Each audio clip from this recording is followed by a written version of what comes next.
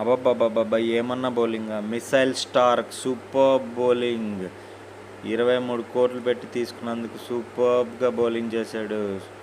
Final ఓవర్లో సూపర్గా bowling చేసి 9 రన్స్ డిఫెండ్ చేశాడు. దాని తర్వాత సూపర్ ఓవర్లో కూడా చాలా ఫెంటాస్టిక్గా యార్కర్లు వేసాడు. మొత్తం యార్కర్లే 140 స్పీడ్ తోటి. డీసీ 4 బాల్స్లో సూపర్ ఓవర్లో గెలిచింది.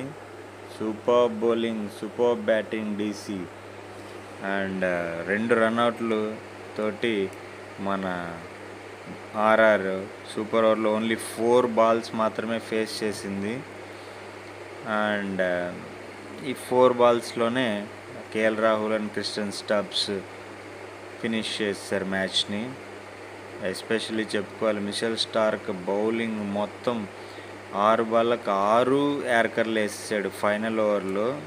సో 9 రన్స్ డిఫెండ్ చేసి దాన్ని ఫైనల్ సూపర్ ఓవర్కి తీసుకెళ్ళాడు.